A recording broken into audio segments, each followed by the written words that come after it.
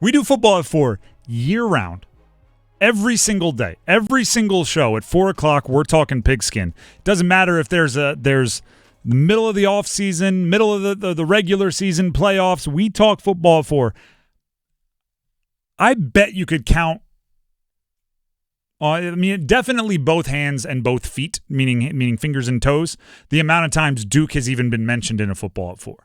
Duke football? Hell yes, it's Duke football. We obviously talk Duke basketball. They are involved with so much of our college sports conversations in total. But Duke football is getting its own highlight prime real estate football at 4. You're 5-0. It's deserved. Hey, when you're the best team in this area, yeah. And we're going to use that time to ask a question that Duke football doesn't get asked about very often, and they might not love to hear right now. But is Duke on upset alert this weekend? Is Duke football on upset alert? First of all, Georgia Tech is a dangerous team. They're not the best. They're 3-2, but they're dangerous, especially for a team that, meaning Duke, that for the first time is dealing with the emotions of being good. That's the wrong way to put it. But, right, because they've been good in the past. They hosted game day last year, I know. But they haven't been 5-0 for 30 years. 30 years. And this year, at least, it doesn't feel like as much of a novelty. Last year, it did feel like more. What is it? See, there's my journalism school coming through. What's the saying about dog bites man? It's dog bites man. That's not news because that's what's supposed to happen. Man bites dog. That's news. That's unusual. That's like what they teach you in journalism about newsworthy, headlines. Last year it felt like Duke good. Whoa! This year it's like Duke's 5-0, and no one's really talking about it. Many people are underrating them. But because of that, it's their games aren't given the same, I call it artificial energy. When you're playing a night game on ABC, or you have college game day in town, or it's some big bad rivalry, you don't have to bring your own juice, right? Juice is in the room. You walk in there, you're electrified. And that was what last year was about when Duke started hot. It was every game was artificially juiced up. This, and no disrespect to anybody involved in the game, but this Duke Georgia Tech game, 8 o'clock, ACC Network instead of ABC, at Georgia Tech on the road, not a lot of artificial juice there. I'll use this. This is how Georgia Tech is seen down there. I was listening to a podcast with, it was Amon-Ra St. Brown, it was Justin Fields, and there was someone else on the pod, maybe like a host. And I was listening to it, and they were talking about who's wide receiver you.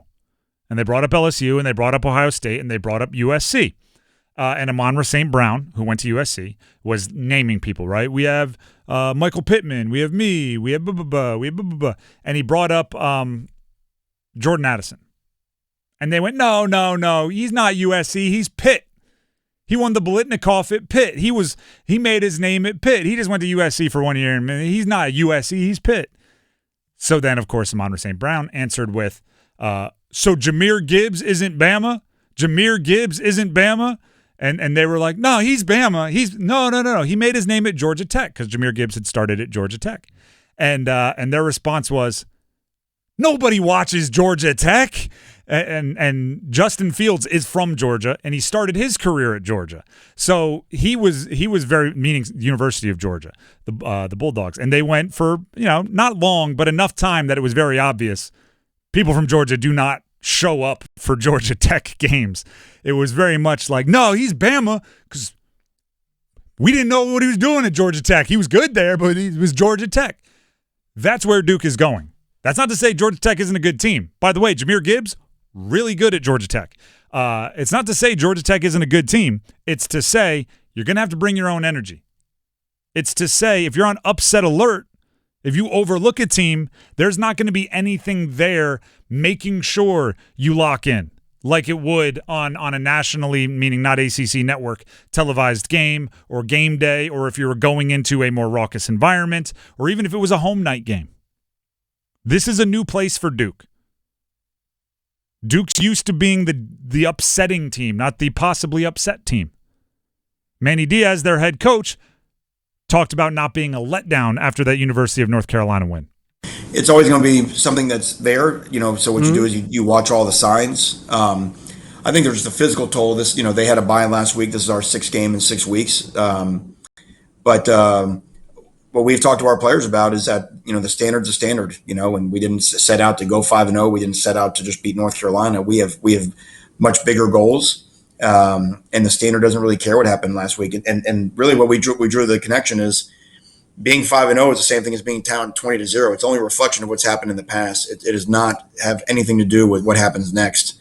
And that's a mistake that everybody makes, just like everybody who might have thought the game was over when it was 20-0, or players who assume that we're in a place of comfort because we're 5-0. When the ball, hits the foot on Saturday night, we don't get 1st and 5 because we've won our first 5 games. It's going to be 1st down and 10. And so we have to go back to what wins a football game and start the process all over again. I didn't even bring up yet the fact that that North Carolina game is right there in the rearview mirror, and I know they're not as scary as they once were by a wide margin, but home against Florida State is next week. Georgia Tech game on the road right in the middle.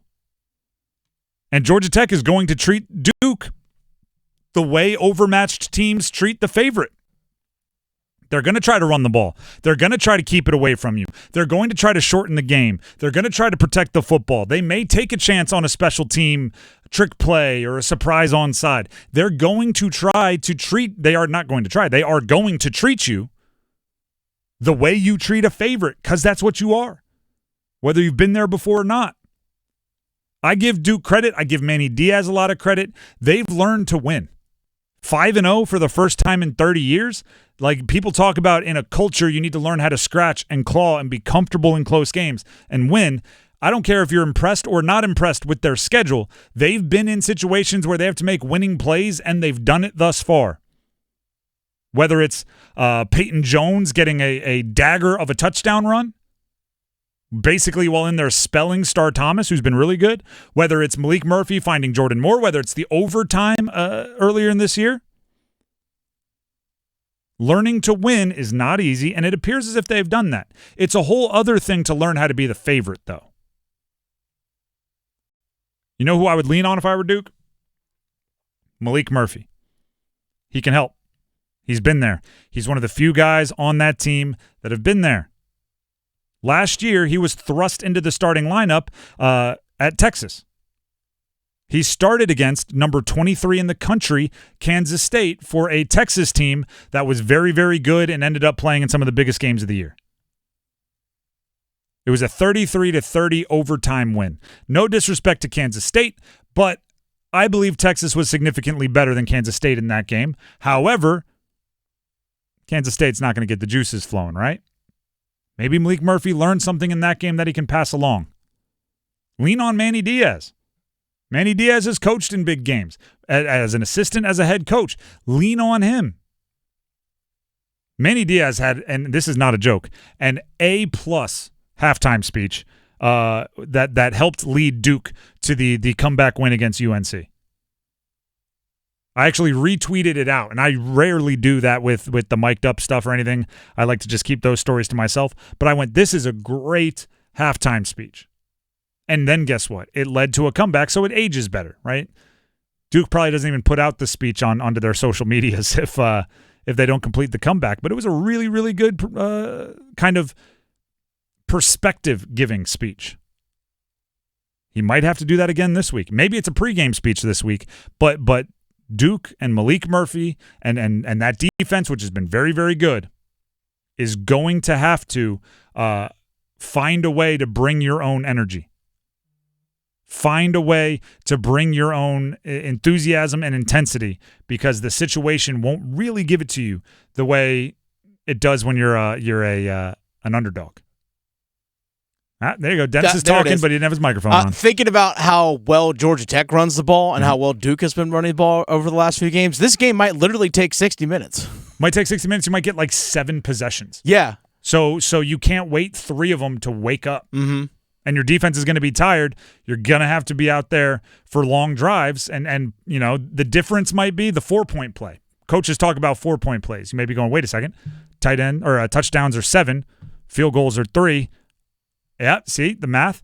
The 4-point plays are maybe it looks like a touchdown, but you make a tackle at the 2. Then your defense bows its neck. They kick a field goal. You gave up points, but that tackle saved you 4 points. It might come down to the end of an 11-play drive.